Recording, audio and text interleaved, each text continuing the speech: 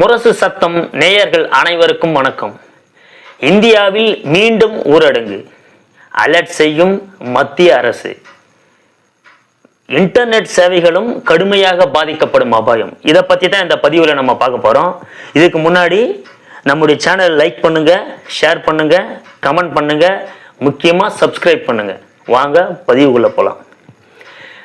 America, Israel, Iran இந்த 3 நாடுகளுக்கு இடையே ஏற்படும் இந்த போரினால சுமார் 16 நாடுகள் பாதிக்கப்பட்டுள்ளது.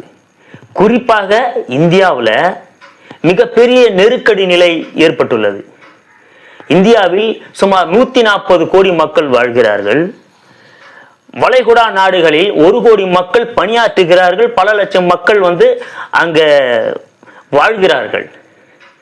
இந்தியாவில் தமிழ்நாடு, கர்நாடகா, கேரளா, ஆந்திரா, தெலுங்கானா போன்ற மாநிலங்களில் கேஸ் பயன்பாடு அதிகமாக இருக்குது.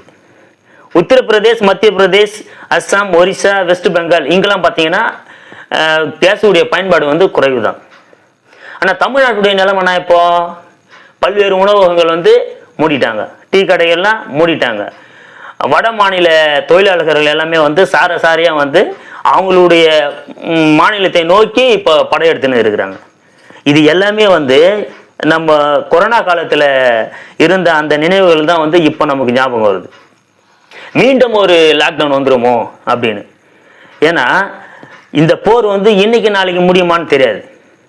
இப்போ எக்ஸாம்பிளுக்கு ஒரு சொல்ல போனோமா, ஈரான் ஈராக் போர் 8 வருஷம் நடந்தது.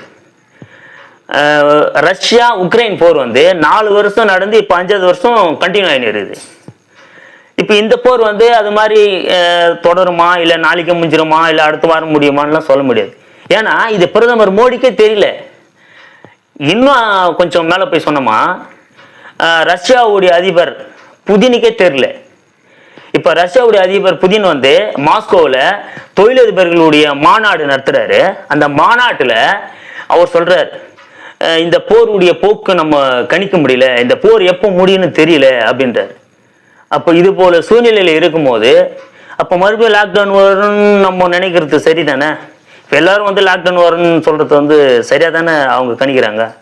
இன்னொரு விஷயம் என்னன்னா, இப்போ பிரதமர் மோடி என்ன பண்ணியிருக்காருன்னா, ஒரு 4 நாளுக்கு முன்னே பார்த்தீங்கன்னா அனைத்து கட்சி கூட்டம் கூட்டினாரு. அப்போ நாடாளுமன்றத்தில் பேசினாரு.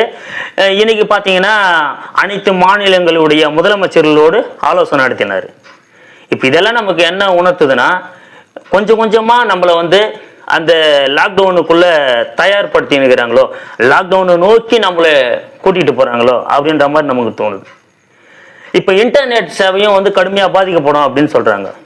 அது எப்படின்னா, இந்த ஹார்மோஸ் நீரிணை வழியாகவும் செங்கடல் வழியாகவும் பார்த்தீங்கன்னா ஃபைபர் ஆப்டிக் கேபிள்னு இருக்குது. அந்த ஃபைபர் ஆப்டிக் கேபிள் வழியாக தான் அந்த ஹார்மோஸ் நீரிணை வழியாகவும் செங்கடல் வழியாகவும் அந்த கேபிள் போகுது. இப்போ ஈரான் இதன் மீது தாக்குதல் நடத்திச்சுன்னா நமக்கு இன்டர்நெட் சேவை கடுமையாக, அதாவது இன்டர்நெட் சேவையே இருக்காது.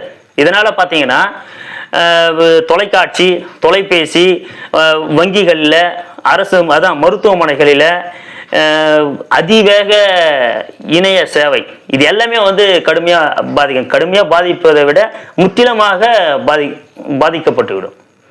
இது எல்லாமே லாக்டவுனை நோக்கி தான் நம்ம போகிறோம் அப்படின்ற மாதிரி நமக்குள்ள தோணுது. இப்போ எல்பிஜி கேஸ் பதிலாக என்பிஜியை பயன்படுத்தணும் அப்படின்றாங்க. பெட்ரோல் டீசல் மீதான கலால் வலியை இப்போ குறைச்சிருக்காரு பிரதமர் மோடி அவர்கள். இது எல்லாமே நமக்கு கொரோனா காலம் தான் நம்ம நினைவு வருது. எனவே பார்க்கலாம், கொரோனா காலத்தையே பார்த்துட்டோம், இது எப்படின்னு சொல்லிட்டு நம்ம இதுவும் கடந்து போவோன்ற மாதிரி பார்க்கலாம். மீண்டும் ஒரு பதிவில் உங்களை சந்திக்கிறேன். நன்றி, வணக்கம்.